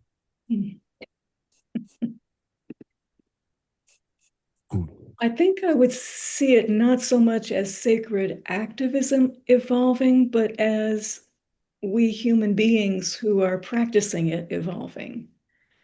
That both from a standpoint of healing the fractures within ourselves and within the collective of our social structures and systems, right? Mainstream activism tends to primarily address systems and structures, and that is important from a harm reduction standpoint, right? To minimize the assault, but without shifting the underlying paradigm, which is where sacred activism, as I understand it, is aiming, that whatever changes we make in the outer world can't endure, because without a paradigmatic shift, we'll revert back to type. Now, it's easy to profess oneness. It's easy to feel our oneness with nature and with people we agree with, and even with folks who are most harmed by oppression.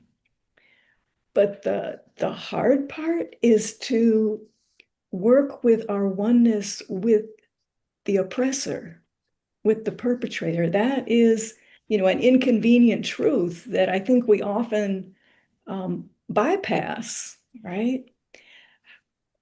My oneness with the current occupant of the White House, like, that's not a sweet, easy place to inhabit. So what does that demand of us, right?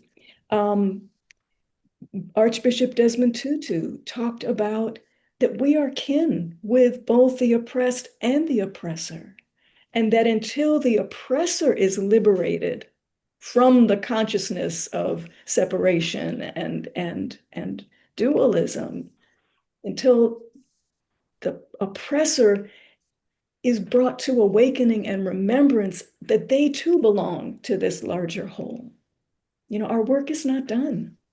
Mm. I would like to also respond to that question. May I? Okay. Yeah. Okay. I hear the question is how's activism evolving? Sacred activism. Sacred act. Yeah. Sacred And to me, activism. Peace Walk for me is an example of that. And instead of being a protest, we're not here to convince anybody anything. We're just here to walk peace. We're to walk our talk, and then live that in our lives. And but to display it too. We have flags, peace flags as we walk, so people can see it.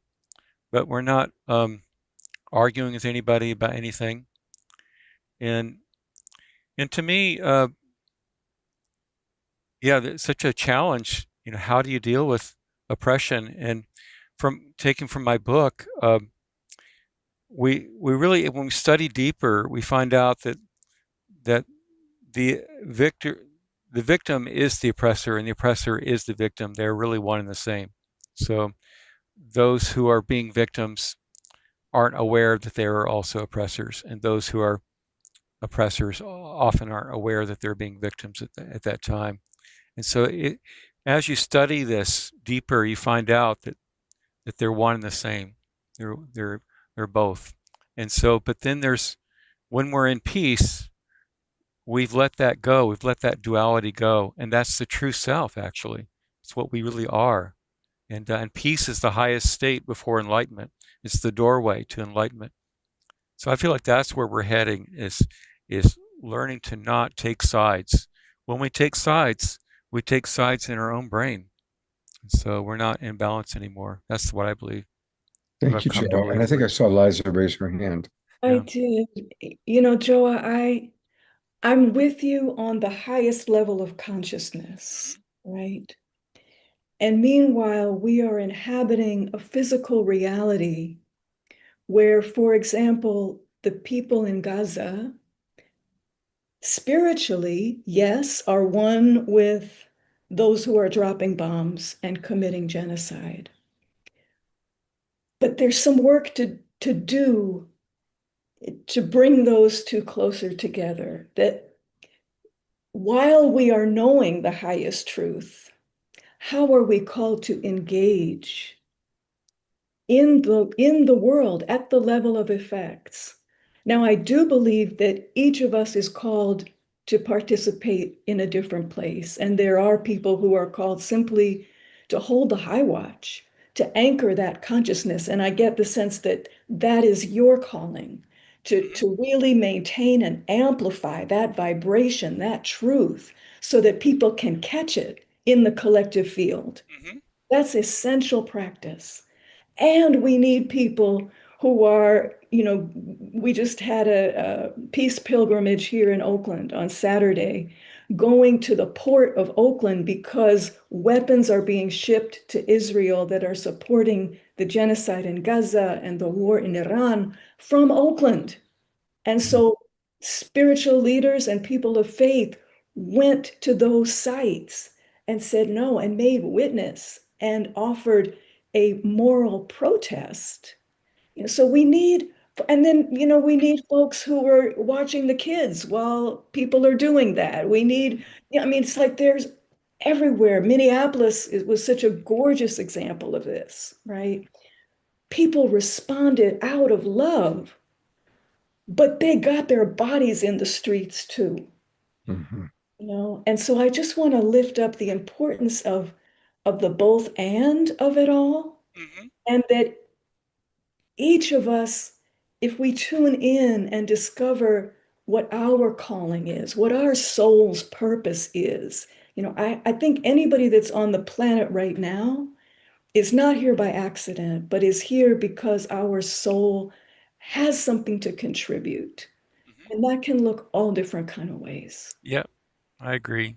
Liza, I'm going to wrap this part up with that because I think it's a really, really beautiful thought. And you're right. Each of us has our own unique soul mission. And tonight we've met 4 people who are definitely following their soul's mission through not just the books that you've written, but the way you're walking the talk, what you've lived and are living that you've put into book form. And I am going to read one final comment from Connie Baxter Marlowe, and then we're going to evolve into our prayer time.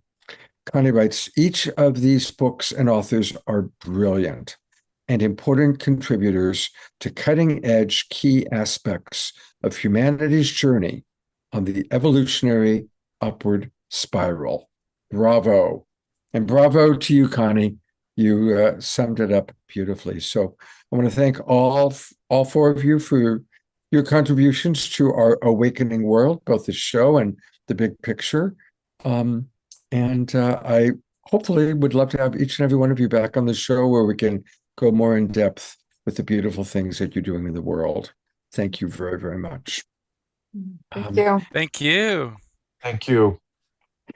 We do conclude our shows with prayer time and then a final Om Mushar song. And, especially talking about sacred activism, that's a perfect segue. So I'm going to turn it over to Diara, our prayer masteress, goddess of love. Thank you, Scott, and welcome, welcome, welcome to our authors and to our beautiful community, inviting you to return and be a part of our amazing Zoom room and come back and continue to contribute.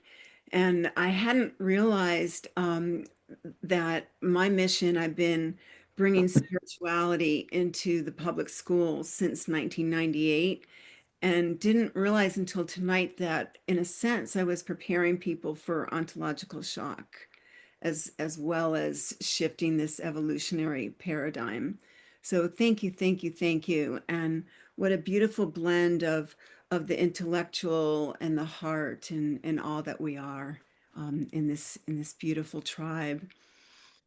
So in our prayer time, we often ask for support in the expansion of our understanding of these new shifts, of ways to expand our own missions.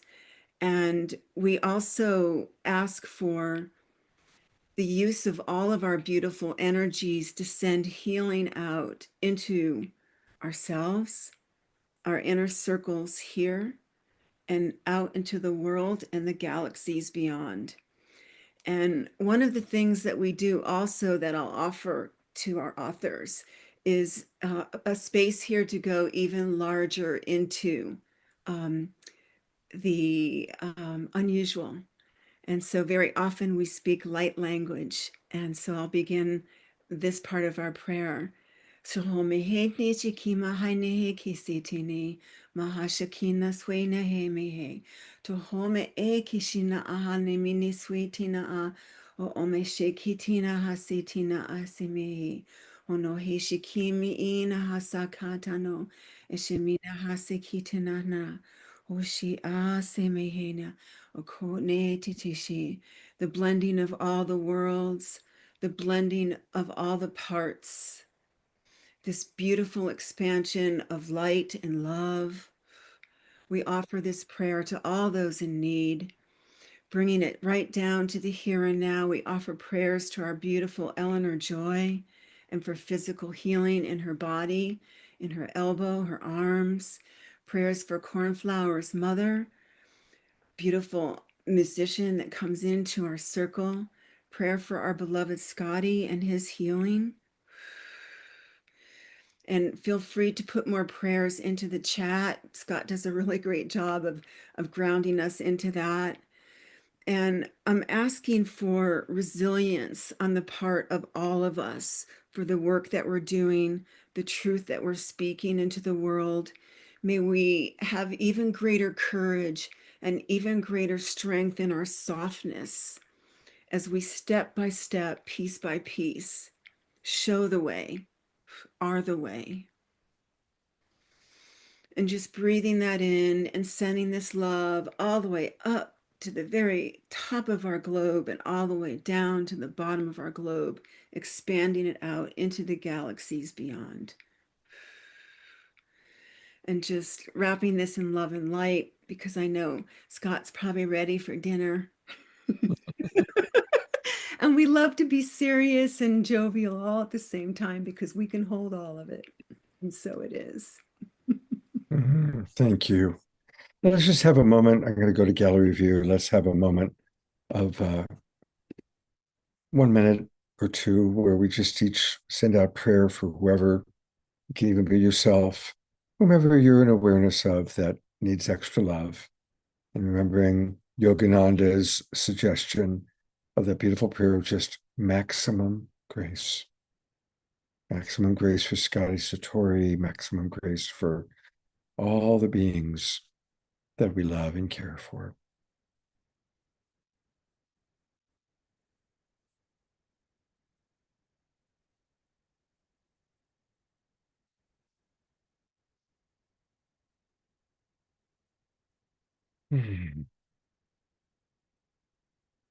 Maximum grace for each of our authors. May their work get out to the world and reach those beings who will most benefit from reading the book or listening to the audiobook or listening to what they have to say. Thank you, beautiful, beautiful authors that we love. And thank you, Omashar, for reminding me to let everybody know what's coming up on Saturday. Our next show, Saturday night, it's our monthly visit with Soul Search luminaries. And once again, almost all of the people that Tangela, my co-host from Soul Search, has lined up are new friends, other than Debbie Solaris. But Eric and Greg and Judy are all new friends. We're going to have a special guest, which you'll have to come on Saturday night to discover who that's going to be. And as always with Soul Search, they'll be providing psychic readings and/or healings for select members of the audience. So definitely join us live in the Zoom room if you can on Saturday night. And that's going to be our next show. And it is now my pleasure, one final time, to turn it over to our beloved Omar Shar to close us out.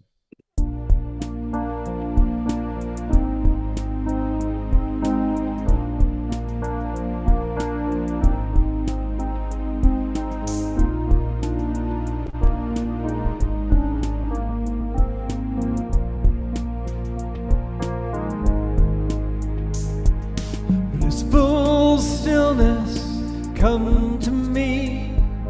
Blissful stillness, come. Hold me in your sweet silent embrace. Whoa. Blissful stillness, come to me. Blissful stillness, come. Hold me in your sweet silent embrace. Whoa. For there in the silence is peace, is joy, is vast, immense, immeasurable love. Immeasurable love.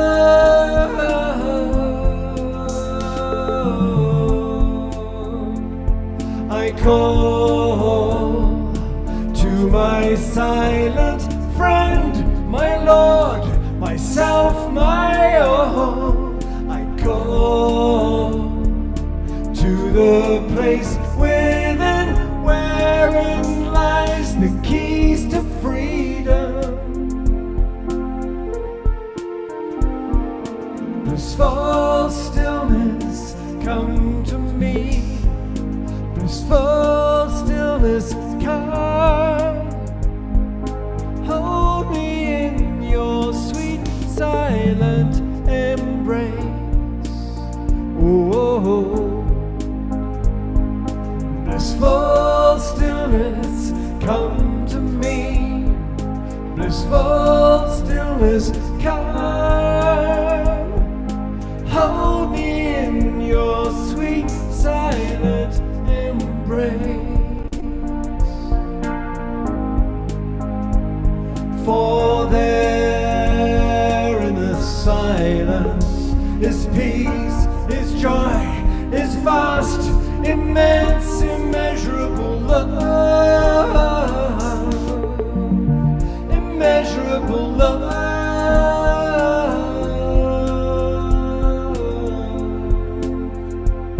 I call to my silent friend, my Lord, myself, my own. I call to the place within wherein lies the keys to freedom. Blissful stillness, come to me. Blissful stillness, come. Hold me in your sweet silent embrace. Whoa. Blissful stillness, come to me. Blissful stillness, come. Hold me in your sweet silent embrace.